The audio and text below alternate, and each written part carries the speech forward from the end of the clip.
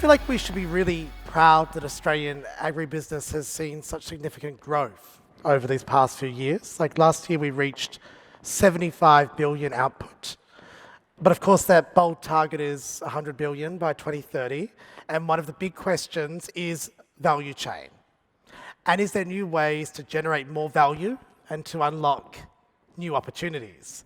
So would you please welcome to the stage Steven Henderson, client partner of IBM, Robert Mackenzie, Managing Director of Macka's Australian Black Angus Beef, John Young Flores, Industry Executive of Agribusiness, Retail and Supply Chain Logistics Telstra, and Jackie Poyser, CEO and Managing Director of 360 Consulting, solving the $100 billion challenge with transparent digital solutions. This session is brought to you by Telstra. Well, welcome, and what a lovely introduction. So, like was just said, today we've got some digital innovators here to try and solve, I suppose, the big problem. So, John, I'm going to kick off with you. You're Telstra's group owner for agribusiness, supply chain and retail. So you're in dialogue a lot with producers and peak bodies. What have your conversations revealed about the industry and the challenges that they're currently facing? Yeah, thanks, Jackie. It's a great question. Look, for us, I'd probably group it into the following. So first and foremost is education and how communication and connectivity can help you on your operations. The second one would be the high level of disruption that's happening in the industry and how can data help you generate value from that. And then we're also talking to industry bodies like Meat Livestock Australia. We're working with Food Agility. We're working with Charles Sturt University and a few other groups. And something that's really becoming apparent is that there is a pretty big gap in the talent that is needed to be able to leverage the amount of innovation that's needed for this. So if I kind of double click on those things, if you go out to the main room just outside of here, I think it's really exciting to see all the innovation that's happening there. It's actually really exciting for us to see the innovation that's happening there. But we would say that the best in breed of the people that are out there are the ones that have really educated themselves on the options that exist for connectivity and knowing the type of connectivity that you need to be able to deliver the business outcome that the industry needs. When it comes down to data, and that's something that we're investing in heavily as a business, but also to help the industry, is we think data is probably the biggest enabler to be able to help the industry get to 100 billion. And I do want to stop there because that original document that NFF wrote was in 2018. And back then, if people remember, the industry was at about 60 billion. So we're at 2023 and we're almost halfway there. And I think that's really exciting, right? Because people just focus on where we're at right now and that we still need to get to 100 billion. The fact that we've almost gotten there halfway since 2018, I think, is just a testament to the great work the industry is doing. And then the last piece with talent. On Monday, we got a great opportunity to be with National Farmers Federation at the Young Farmers Convention. And it's really exciting to see what that new crop of farm leaders are doing and just how excited and how innovative they are and their deep appreciation and understanding for all the things that I've just mentioned. Great. Thanks, John.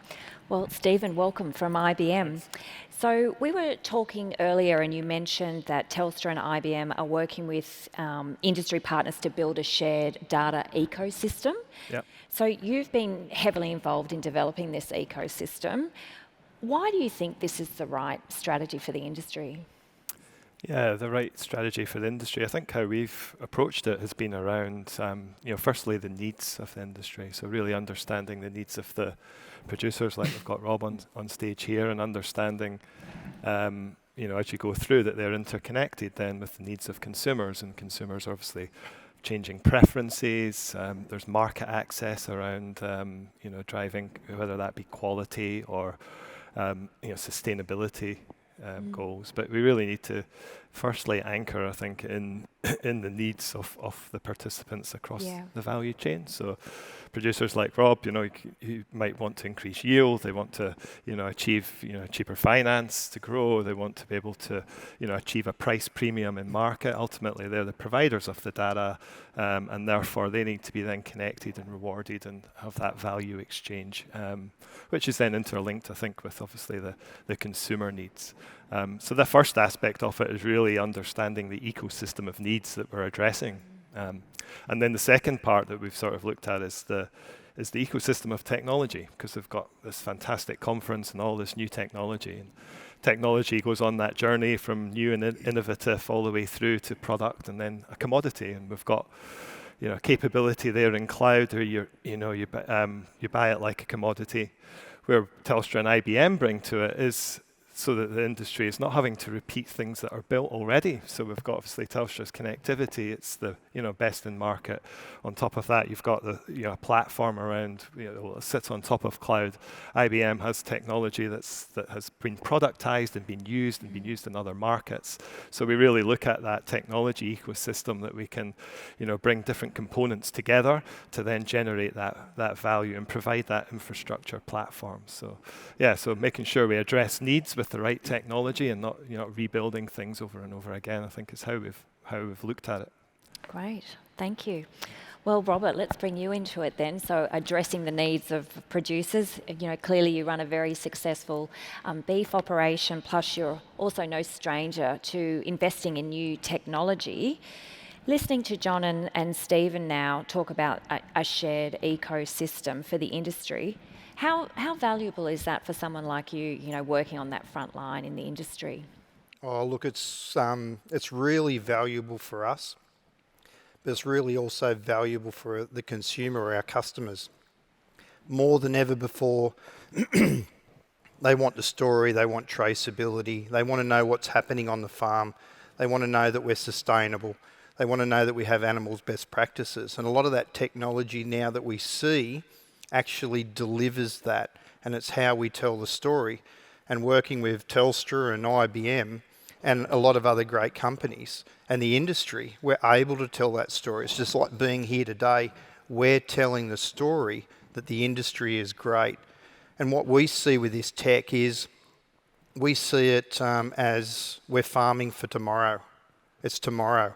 And I'm very lucky that I've got both of my boys in the business and they're in their 20s and they're tech savvy and they're constantly telling me what I need to be doing, as all kids do. But the technology that's out there is great for our industry. And I want you to be rest assured that the farmers are focused on tech, focused on best practices and focused on delivering food that's going to feed the future. And the future is going to want protein, want food. Yeah. Great. Well, just following on from that, I'm sure we've got producers in the room here who are looking to embark on their own digital transformation. Have you got any, I suppose, tips there or watch outs that you've experienced on the way that you could share with other producers when looking to implement? Yeah, look, that is a great question because, well, for me, it was like a bit of a minefield, understanding the right path. So I think you really got to look at it is what do you want to achieve? What do you want to do? And what's the best path forward to do that? And then it's coming to events like this and it's reading up on different tech, and you've got to make sure that the security is there and the connection is there, and obviously, everything we're doing has obviously got that security and connection with Telstra, and really work out what you want to achieve and what your end goal is, and don't get caught up in the bright lights and the flashy brochures. Great. Keep it simple. Keep it simple, I like that. So then, Steven, I think even just in this short amount of time, there's been a pretty good case put forward about the value of a shared ecosystem. But this comes down to the question of this data can help many people, but who is it that actually owns the data? Yeah, so I mean, the data ownership obviously is coming from producers. Yeah. And it's really about making sure that the value exchange is occurring around that data. So we're not about owning the data or taking people's data and then reselling that. As you look at the capability that we bring to it, it's a security to be able to take that data in. So a lot of the data is fragmented at the moment. We've got challenges around being able to ingest that. So, but some of the capabilities that we bring will enable that to be, connected in to a common platform that's then able to be permissioned and shared at the choice of the producer.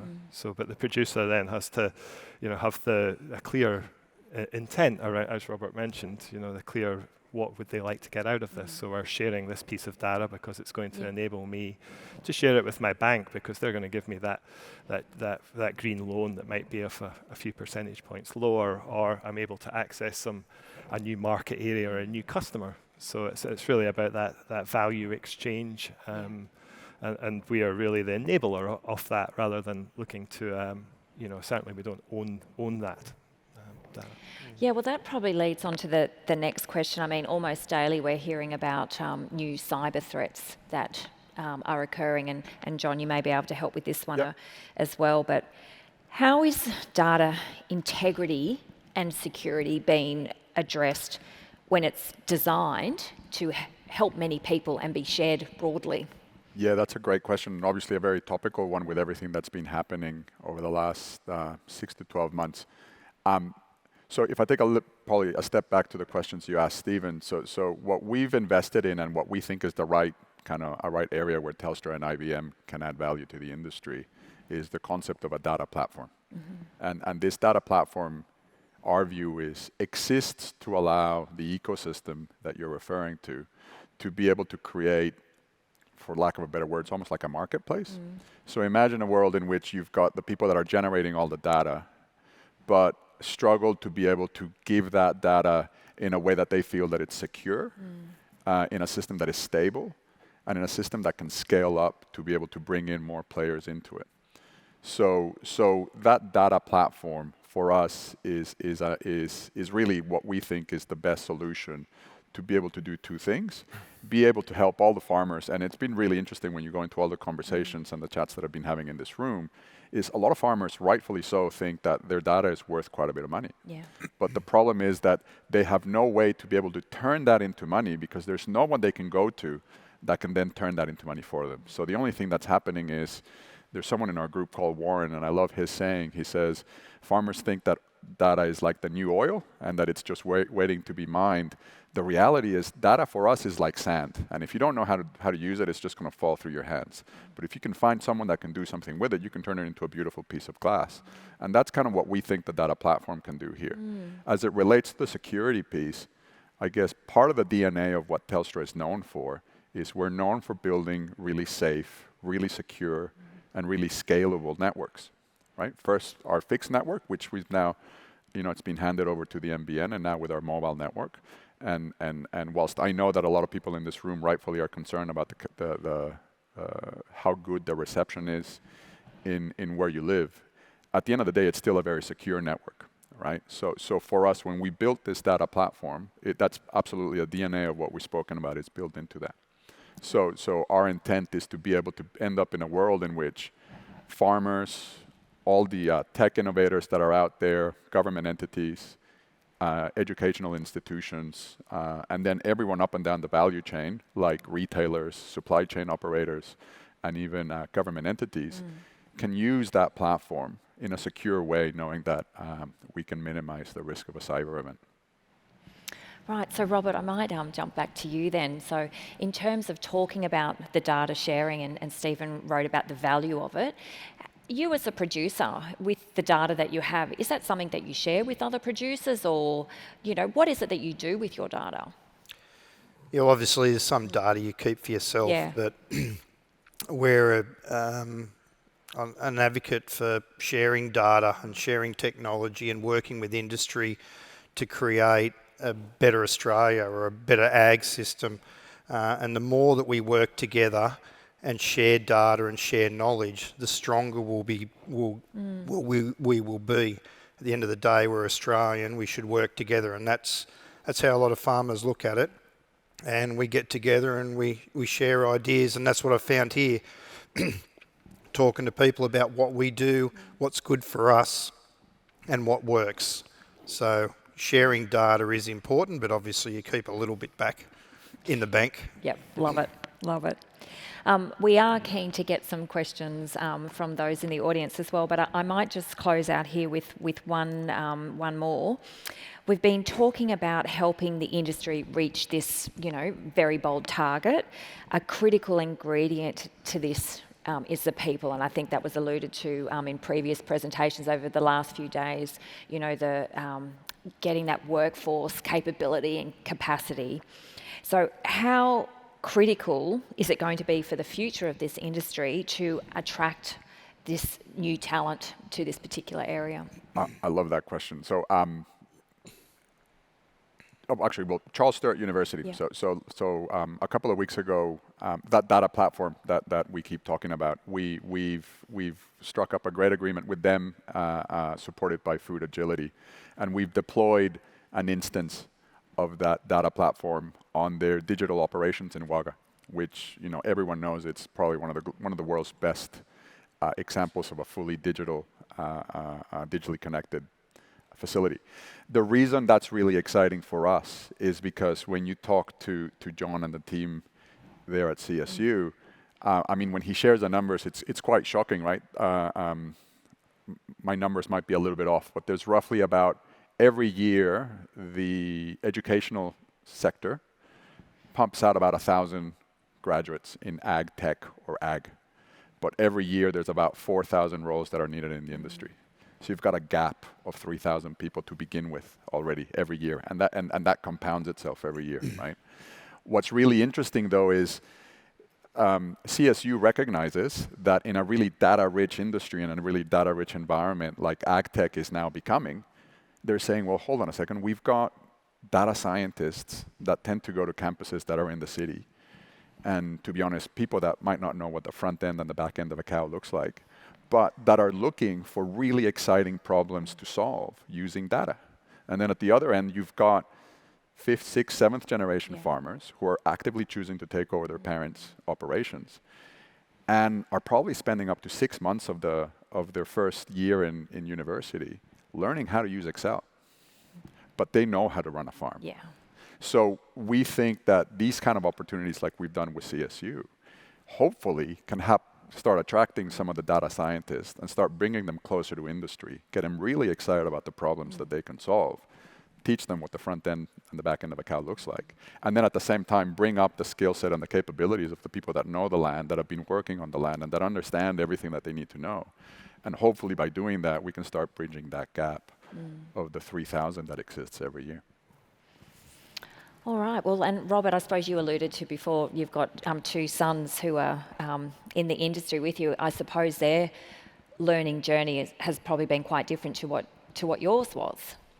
Oh, look, yeah, absolutely. So I finished school pretty young. My oldest boy, double degree at Armidale, UNE, Ag and Business.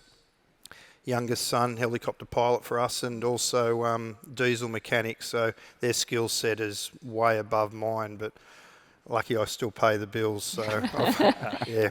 But I just want to add on that.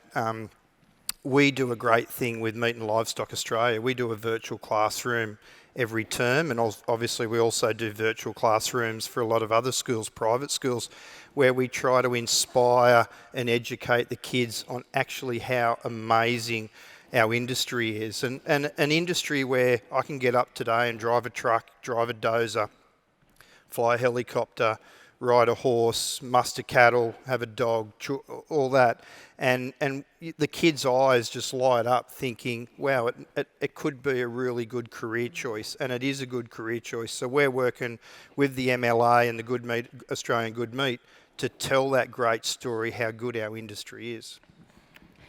Great. Well, I think now we might hand over to our delegates and see if we have any questions from the floor for our panel.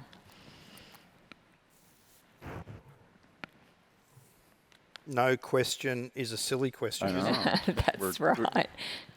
We're good with uncomfortable silence, so we can just wait here until someone wants to answer the question. I've definitely got some up my pocket, so Great. Fabulous. Just at the front here. It's Paul Jens from the Ag Food Fund. I suppose data, I think the answers around data was really good. I suppose the challenge we've got is there's sort of like the left and the right sort of side of politics has a different view as to where the big picture is on data and how we all go forward. And we've seen it in aquaculture and other areas where people are very cautious about, medium term, where do we all end up with a sharing of information and all this money coming into the sector. So are you able to sort of cast forward in 3 years' time? Yep. What do you think it will be, and will that make farmers and others happy? Which is where Macka comes in. Got it. I'm happy to have a first stab, but then he like usual, he'll hold me to account and tell me if this is BS or not. But I think our view on the challenge of data sharing is that the way data sharing was trying to be solved was probably upside down, in that the owner of the data felt like they had to commit and give away their data in order for it to be turned to value. What we've built with IBM is a platform that flips that conversation on its head. And well, we've actually got an example at our stand that probably shows this really well. So we worked with rock lobster fishers in Western Australia, and we were given an opportunity to solve for traceability using IBM's blockchain platform and our data sharing platform. But in that, we also saw an opportunity to show the power of data sharing and how you can convince the ecosystem to share data. And maybe this gives you a view of where we think this could head to. We got to a position in which we were able to quantify and show a fisher that if they were willing to load their data into this, call it an iPad form, we could guarantee to them that the data would be shared with a processor that would be at a port in a way that was anonymous, but that was just in time. And the value that they would get in return in doing that is they would be able to the data would be able to get picked up by a processor that might be facing into 2 hours of downtime, and that they might tell the fisher as they're coming in, I'll give you a little bit of extra money for your catch if you come to my port, and I won't know who you are until you're here. And then when you get here, we'll transact and we'll do what we need to do.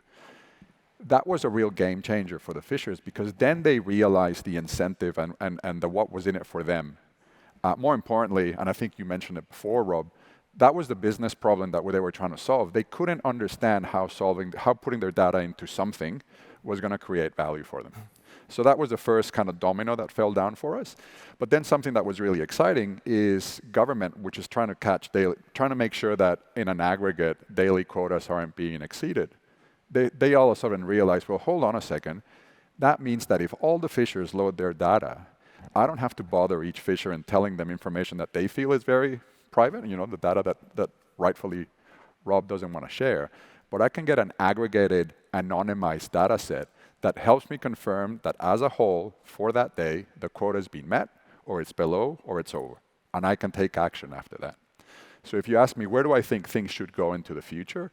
I think it needs to be that. It needs to be a democratized way of how data is shared, as long as it's being done in a way in which the ecosystem can manage itself. So it's not about politics for us. It's more about showing how a system can enable a business outcome that becomes value accretive for the industry. And in this case, if we want to get to 100 billion, we think that getting to 100 billion is only going to be able to happen by creating a trusted system that allows people to know that if they participate in it, they're going to get something in return. Yeah. But at the same time, I think everyone needs to understand that you're going to have to give something in return as well, right? And that means giving your data. I hope that gives you a little bit of an idea, because 20 years is a long way, right? But we actually think in the next 2 to 3 years, that's something that could be very possible. What do you reckon, Rob? Yeah, I completely agree. We need to share data. We need to share it together.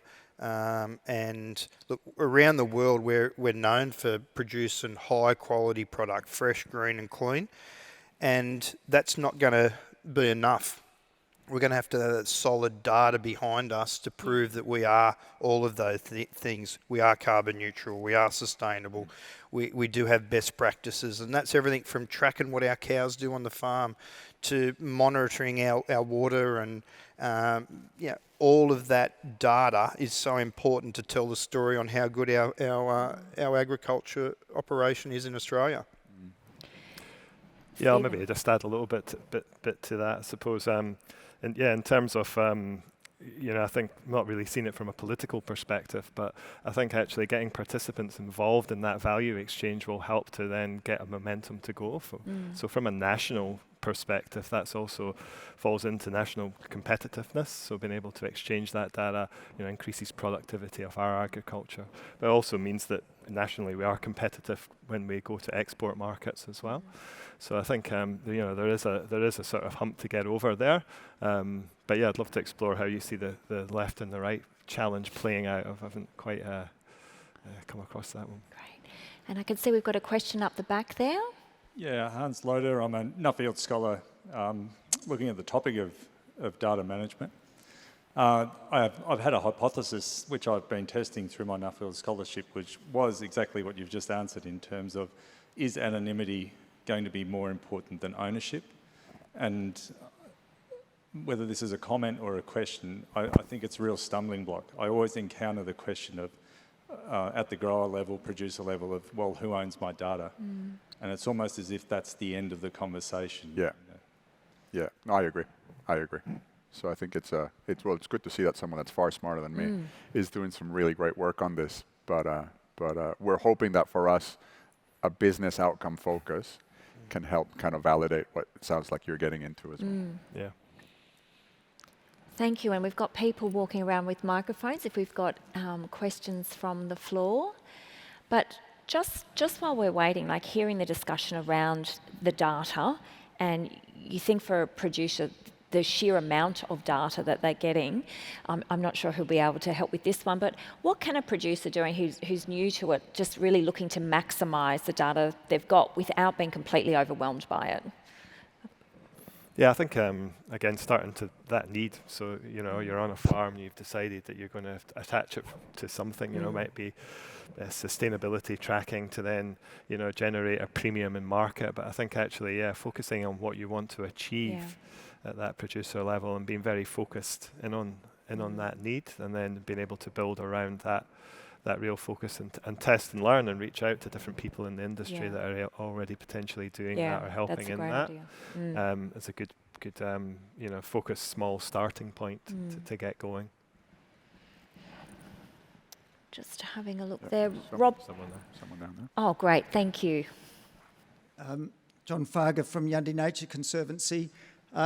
We heard yesterday about Scope 3 emissions and people who are in the retail and other service provider processes pushing down onto producers the need to reduce emissions. There's this emerging carbon market that's still in a bit of a muddle all over the world.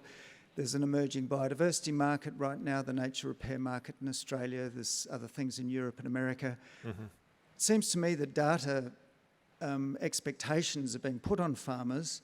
That all comes with a cost. And my concern is that consumers are blithely demanding this stuff because it doesn't actually cost them anything right now, but it's just going to squeeze producers. So my question to the panel is, how do we make sure that customers demanding something are willing to pay for what it actually costs to deliver, the data to verify, calibrate, all the monitoring, reporting and verification, but also the extra production steps, like Robert was describing yesterday, are paid for by the people that consume the product? Great question. That's a really, really great question. I don't think we've got enough time to answer it all, but actually, maybe, and I think this is for you to take because you're bang on this one, Matt. Thanks a lot. Pass the buck.